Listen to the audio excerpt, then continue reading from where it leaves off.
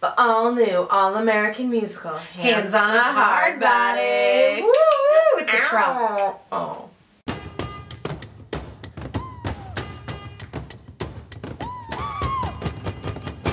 Here's the thing. Yeah. I haven't seen the documentary. Right, me neither. I think a lot of the times, really effective documentaries sort of pluck moments from someone's life and examine them and just sort of give you a picture of what that person's life is like.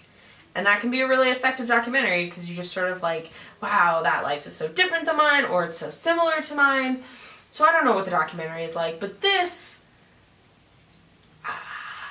I think for a musical, it doesn't necessarily work well to dip into someone's life and, I don't know, leave them exactly where they started, and it's just not, you don't care. I didn't care very much about these characters, about what they were getting, because also, maybe also because in the back of my mind, because like only one person can win the truck, I was like, most of you people are just going to end up exactly where you started, and nothing's going to be different. I feel like a lot of people are going to compare this to Chorus Line, only because it is a similar setup where it's like a situation where all these people are in one place at one time and they're each telling their story. So you know early on in Chorus Line, and you know early on in this, that some of these characters are going to be gone soon. They're not going to get a chance to tell their whole story.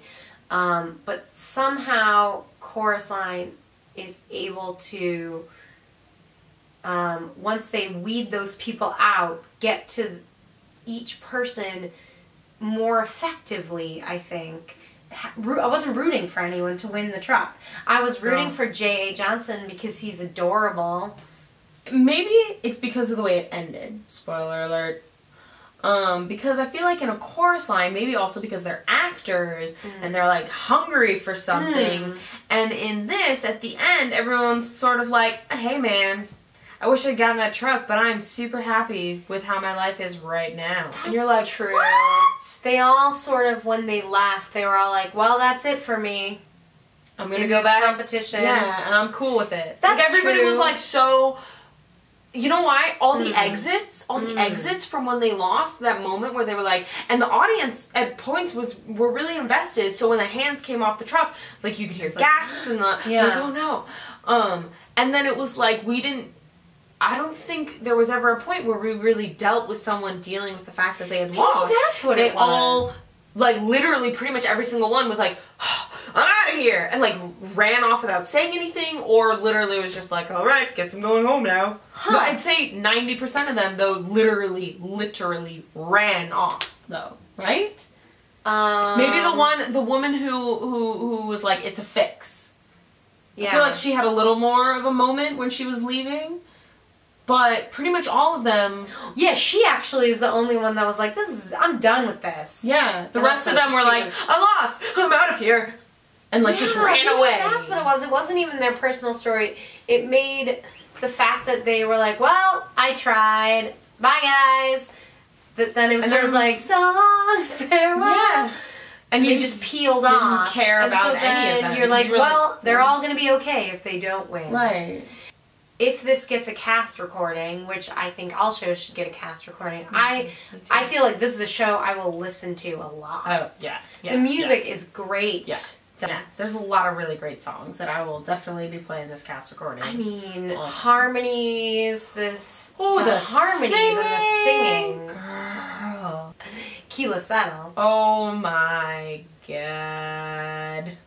I mean, I feel like they're pushing her on me on the social media, and now I get why. Right. I saw a lot about her.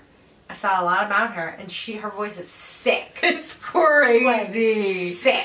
But, oh yeah, no, what the hell. Her voice is amazing. And her number was probably my favorite in the whole show. Allison Case. Adorable. She was great. Yeah. The hair in those shorts and that tie-dye t-shirt. Good voice. Oh, really? Just great voice. Yeah. J. Armstrong Johnson. Stand by for Aaron Tveit in Catch Me If You Can. Also in Hands on a Hardbody. He was great. I mean, he's just like he plays like a really good guy. Like, yeah, good guy. Sweet. He's wearing a Rangers hat. He's got some crazy calf muscles, I give you that, man. Yeah. David Larsen. He was a Marine. He looked good in his Marine He outfit. looked like such a Marine. I liked his song. I don't remember it. I mean, I remember liking it. What was it about? He sang about, like, about his war experience. Right, And no, about I remember being, that. and, like, depression. Right. And he, like, he was great. And he sang the shit out of that song. No, and absolutely. Acted the shit out of it. And at the end, like, the lyric was, like... Right, and because then see, here's the other thing about taking the hands off, is that... They take their hands off during the musical numbers? Yeah, and I think they do a pretty good job of being like, now we're not in reality. His was a little less so because he like sang the song, and when at the end of his song, when his song ended, he was not standing, and then the lights changed, and we realized we were back in reality, and he was not touching the car. Yeah. I thought it worked, though. I thought the transitions they did between Musicland and reality, I thought they worked. I thought that was good because, like, he went into his fantasy land. It was good. It was like, maybe the part where I most, out of the rest of the show, was emotionally connected to one of the characters and was like, oh, buddy, I feel for you. More times. Yeah. Post-traumatic stress disorder. Yeah. Yikes. He looked good in those aviators. Kathleen Elizabeth Monteleone. Serving like Texas girl realness. Those shorts. Ooh, what year was it supposed to be? The 90s. Also. No. Okay. Modern times? No, the documentary was in the 90s. Oh, I thought it was the 70s. No, you're wrong. It was the 90s. But the show's taking place in now times. Those shorts were not now times shorts. No. Not at all. It could have been 90s-y. I mean, Hunter but the Foster shorts was were wearing also a fanny like pack. low-class Texas girl. I guess. Would probably still wear those. I wanted her hair to be bigger. Yeah. But she's also been out in the sun. True. Her hair is deflating. Yeah. She was fun. She had a great voice, too. Yeah.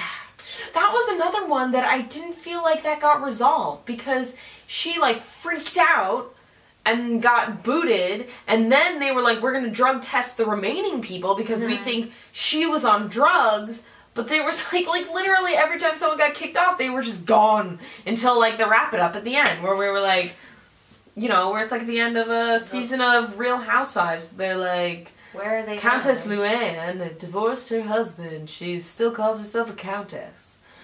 That is, like, what the ending was to me. Well, I think the other thing that they tried to do is put the stakes on the dealership. Right, which was like, I didn't care. They were like, tough times all around, the dealer's gonna go under. I didn't care. You have so many characters on stage, you don't need to add that drama. Right. Mostly, the stuff with the dealership that came in was just like,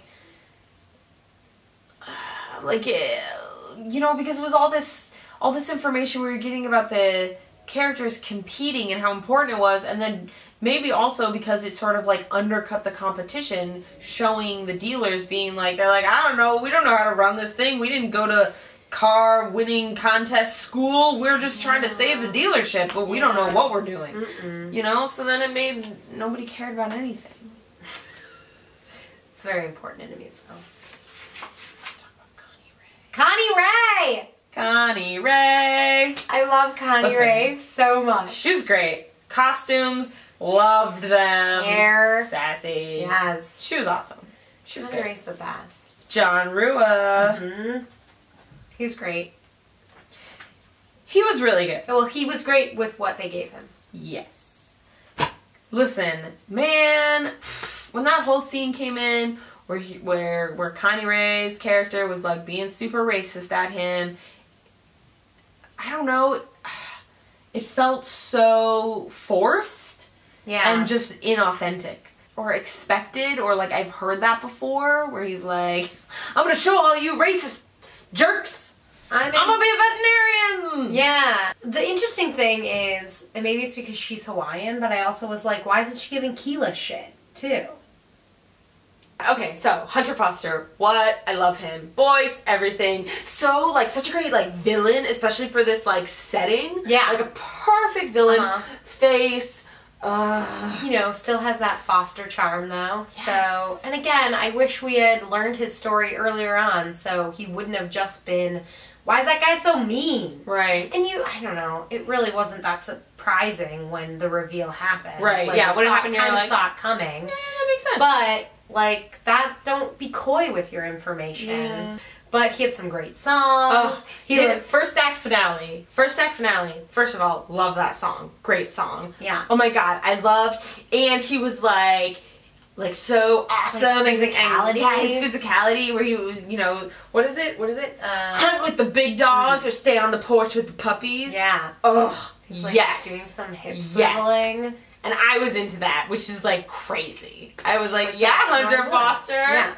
Whoa. Yeah. Also, he looked good in that cowboy outfit.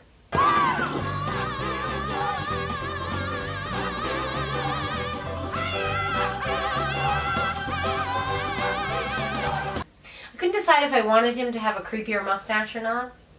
Because I feel like in La Jolla, the pictures I saw, it was like handlebar. Yeah, give him a handlebar. And that now sounds he has great. like goatee. No, handlebar. Full He looks handlebar, like please.